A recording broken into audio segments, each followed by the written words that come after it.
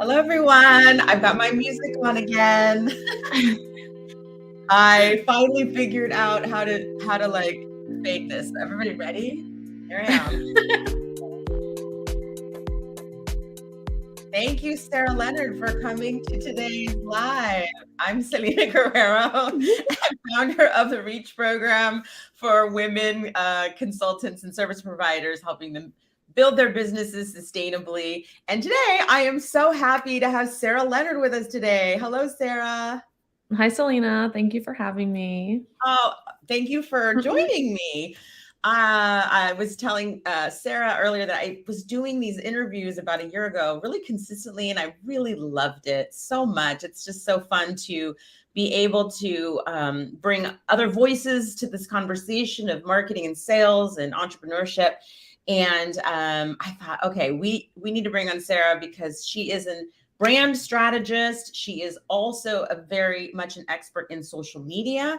And so we thought it would be great to talk about social media that converts. I am obsessed with this idea that we market, and that we need to elicit more actions, right? More responses. I think that is a big problem. Also, as a salesperson, I'm always thinking like, how do we make sure we're like engaging our market, right? I'm a big believer that we take action and that we need that reaction. And so as far as social media is concerned, Sarah's here today to talk to us about this. Sarah, why don't you just introduce yourself for a minute, and then we'll get to the 3 questions that we're going to cover today. Sure. So my name is Sarah Leonard, and I am a brand strategist, and I specialize in organic digital marketing and messaging and communication for agencies, brands, and organizations. And yeah, I really like what I do, and I'm super excited to have this conversation about content that converts, because I think that there's a lot of like nuance and kind of like confusion around how that works, even, or how to fix your content and what platform should I be on and things like that. It's very overwhelming. I see a lot of business owners kind of like so just tired of social media. They're like, I just can't keep doing this. And it's because they don't have a good foundation. So hoping to clarify some of that today. Thank you. And, I think it's social media is like there's no barrier to entry. Like anybody can get on any social media platform and immediately start posting. But sometimes I think we do it for ourselves, and then how we do it as a business, we don't necessarily have a clear strategy. So I agree. This is something that seems so simple, but we do it, and then we become so exhausted, and it just becomes kind of a challenging cycle. So let's start with question number 1. And I think I like to always take one step back. Typically, whenever before we start a conversation, we say content that converts, but what does it mean to convert? What is a conversion? What should that mean to people? Yeah, it's a fun phrase to say, like, create content that converts. There's like a lot of alliteration. But with marketing and social media specifically, conversion really depends on the action that you want the user to take. In sales, we think of conversion as like someone making a purchase. But I think a big misconception about social media is that people are going to go right from your profile to make a purchase, which is definitely possible and happens a lot. But if you have, for example, a service-based business, the likelihood of that happening through like Instagram is pretty low, especially on the first try. So this is why I always really urge brands to build a strong foundation and a strategy as like, what are your goals for your business, and how is social media going to help you be a leverage point to get to those goals, right? And then the conversion will depend on what action you want someone to take. A conversion might be you want people to go to your website to like view your latest blog post, right? To show that you have value add to helps them solve their problem, right? A conversion could definitely be a purchase as well. But I think that it's important to remember that marketing and sales are 2 different functions. There is like some overlap too, but they kind of like exist in their own silos a lot of the time. Like social media marketing is one small piece of the puzzle to building and growing your business. I think people think like, oh, I can just jump in and build my business on social media. And you definitely can do that. but you have to have a good strategy. You have to understand what your objectives are, and you have to be executing on those objectives in a way that's giving you the results that you want.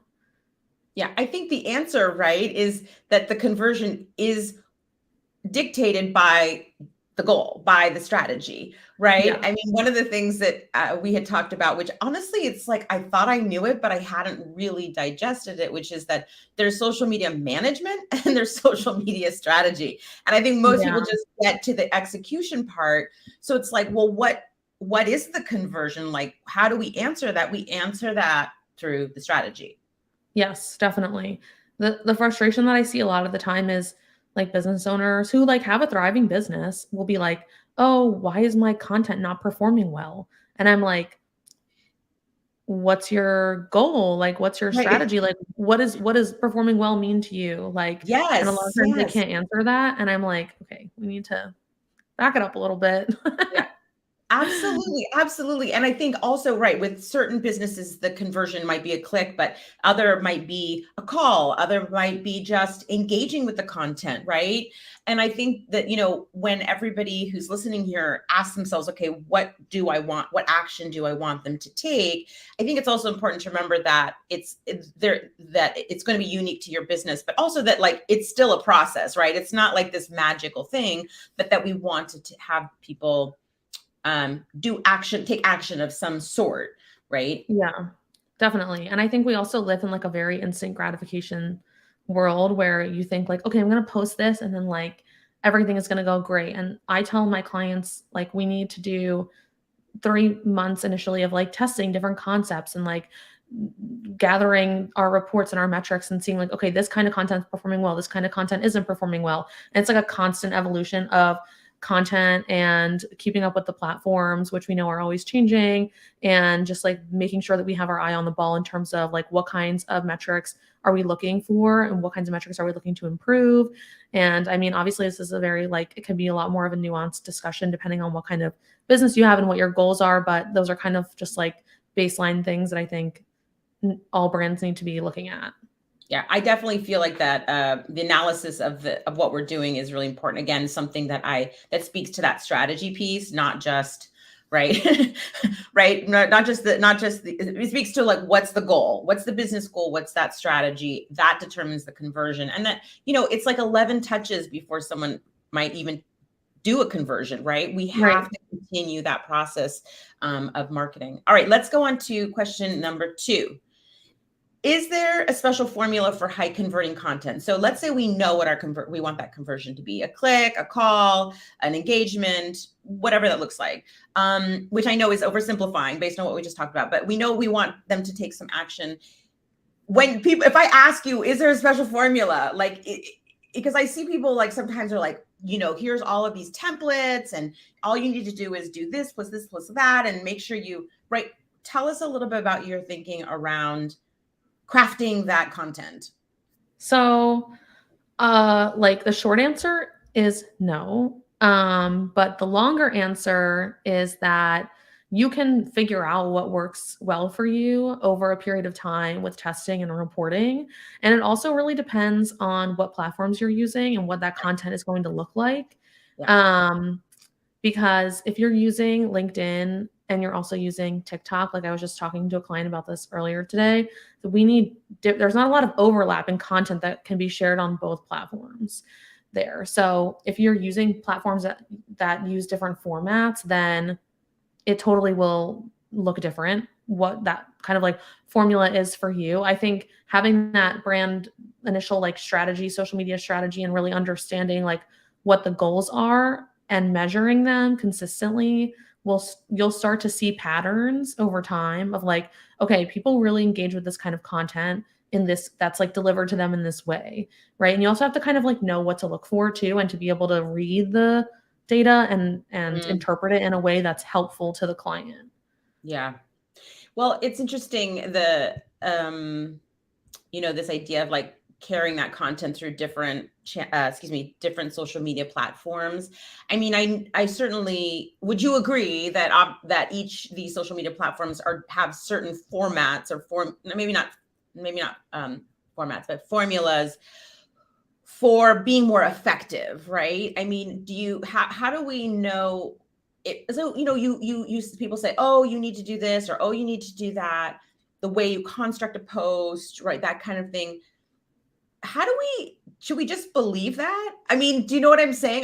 There's so many experts out there saying like, oh, this is the formula, but like, should we be following that, or do we just need to do great content? Like, how do you kind of wrap your mind around formula versus just be authentic, right? Yeah. I think there's a lot of bad advice on the internet, to be frank. Like, I think there's a lot of people who are like, come from like the influencer and like UGC, like content creation realm, who I see put out advice on social that I would never use for my clients, because it's not, in my opinion, and in my like time working with clients and seeing results and helping them, is not like correct. Like, I did see someone saying you should create content based on the platform that you enjoy the most. And I was like, that doesn't help anyone, because if you really, really love YouTube, and YouTube is like the platform that you want to use, but none of your target audience is spending any time on YouTube, then you are literally just talking into a void, and it's not going to help your brand in any way, shape, or form. So I think that there's like, some bad actors who like have done really well, like doing influencer content, and like, that's great, but like, they're not providing advice for brands to grow on social media. They're primarily providing advice for like other influencers, right? So I think it's important to know like who you're getting this advice from and seeing who they've worked with in the past. And also just knowing that working with someone one-on-one, you're going to get a lot higher, like customized solution to your problem than just like getting a free, webinar, or a free, freebie like checklist or something like that. Those things can be really helpful, but just like any other thing, when you're building a business, you can take in advice, but take what works for you and then leave the rest. Yeah, I love that. And I think that it goes back again to, what are your business goals? What is your specific strategy? Because I also think that, especially for like, people who are the brand, right? Like, I'm Selena, it's mostly me. I'm not, a giant corporation where we're really focusing on the business itself. I think that there are certain strengths even within, like, I might be better at writing, or I might be better at video, whatever. I will say though, like, to your point, you can't just say like, oh, you want to go do YouTube when no one is on there. I'll tell you, I was doing these podcasts on video, and I shared them with my email list, and nobody ever clicked on it. The minute I went to audio, they were like, oh, okay, I can deal with this, right? And it's so like, interesting. Right. It's like, what, but I have to say, I got better at listening to the data, right? Looking at the data. And I just feel like it just keeps going back to the idea of like social media, no barrier entry. Anybody can just go on. And while I very much believe you need to start with just doing stuff, right? To your point, you need 3 months to actually know what's working, what's not working, right? But just, we've got to think about people. I think to some extent, in my experience, people just kind of say, oh, well, of course, if I can do it, it must work. But that's not the case, right? It really has to be the strategy, and it has to be what works for you, and it has to be about the analysis of the data. And I mean, even though I've been doing marketing for a really long time, I think that data piece, as long as I've been doing it, still is missing for me, right? Like, it's just that one extra step. And I agree, getting someone else's eyes on it can help, figure out like, what is the formula that works for you, so to speak. Right. Yeah. All right. Let's question number 3. Are there formats that convert better than others? Maybe this is, I don't know if this is the same question, but I think we're talking about like video, text. Do you think it should be like a mix? Do you think it depends on the platform? How do people make a decision about what formats they should be using? So unfortunately, a lot of times we're at the mercy of whatever the platform, like the people running the platform, decide is like the format that they want to push. And right now, video content is super popular. So we've seen like a really big shift to prioritizing Instagram Reels in the feed over like other types of content, which has been really frustrating for a lot of, especially like small creators, because creating video content is a skill set. It's a skill set that is really hard to learn if you don't really have experience doing it. I personally was really resistant to using Reels, like even for my own page, but I've learned how to do it, and I use my skill set for clients. And but it really is like a little bit frustrating, I think, for a lot of small brands who are like, okay, great, we just did like all this like photo shoot, we spent all this time, developing these great images, and now like they're performing poorly just because Instagram wants to be like TikTok, right?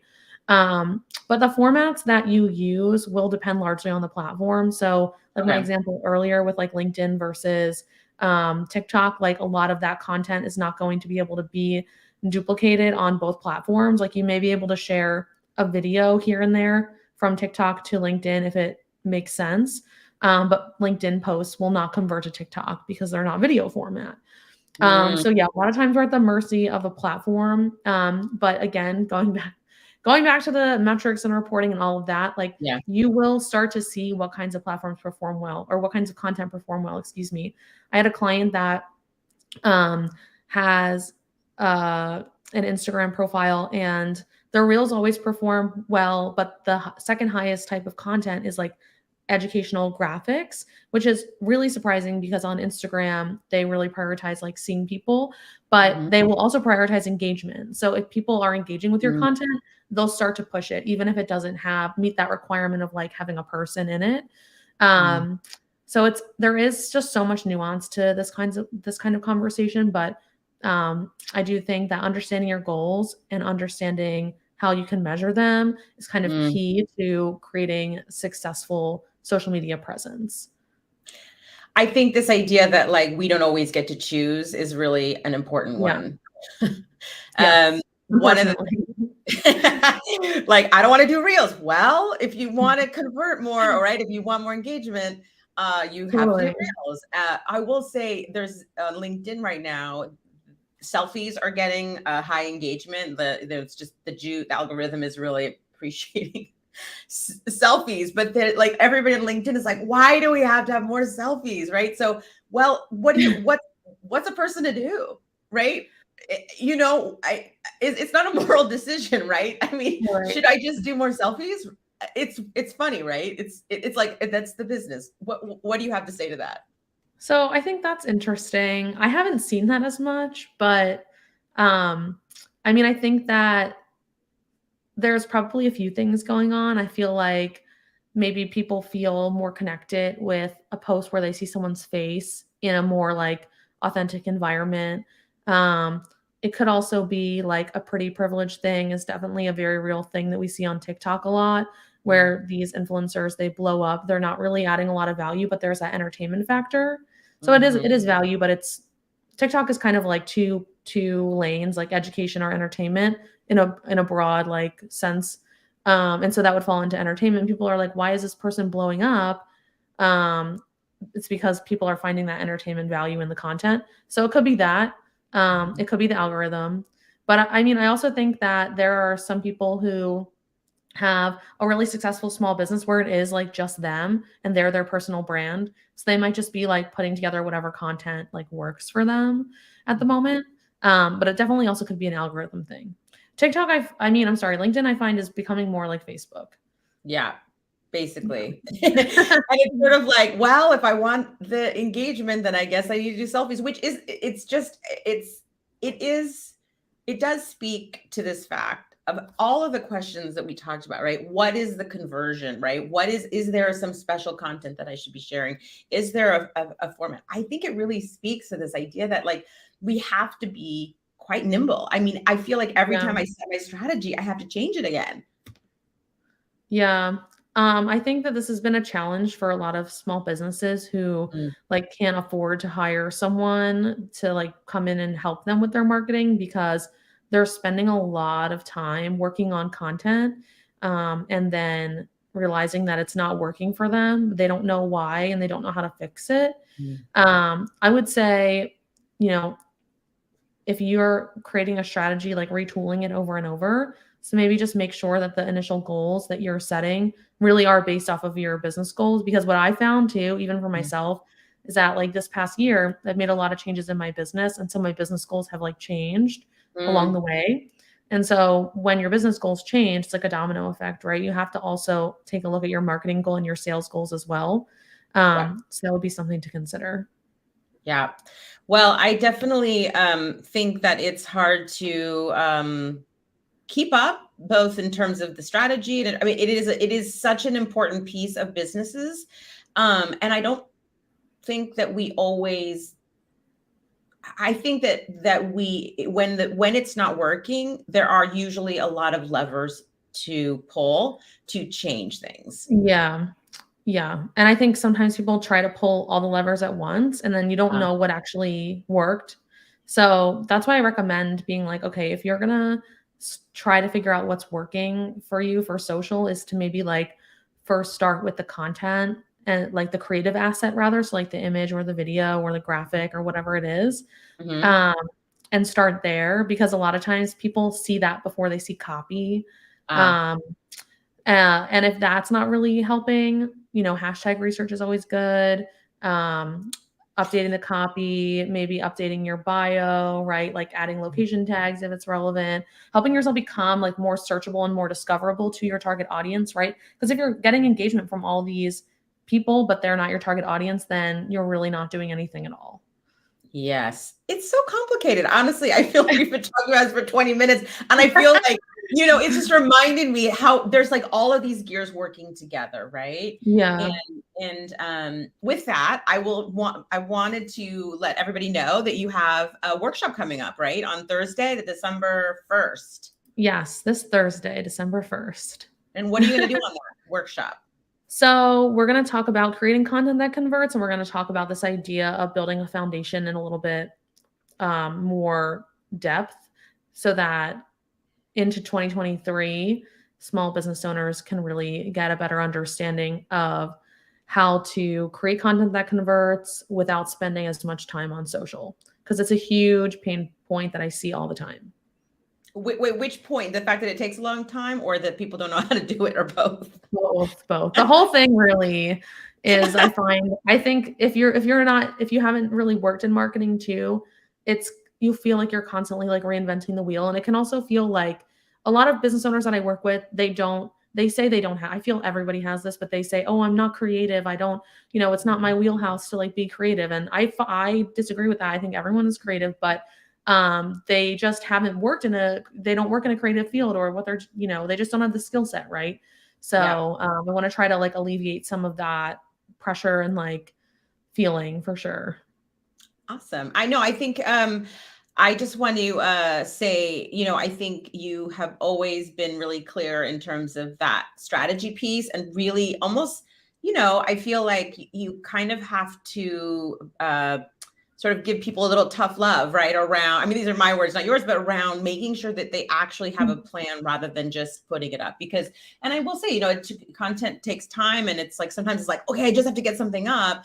Yeah. And, if we can just take a step back and really examine, like, okay, have some plan, and, moving forward from there. So if anybody is interested in her workshop, you can see the URL, sarahqleonard.com/social workshop. I hope you'll join Sarah on that this Thursday. And I want to say thank you, Sarah, for joining me for this fun and quick conversation. And I really appreciate it. And I just want to say thanks for joining me today. Yeah, thanks for having me. It was fun. Until next time, everybody. See you next week, probably. I'm hoping to do this on a weekly basis. Okay, let's see if we can get our music going up again. Should we see? Exit music. Hi, everyone. I love it.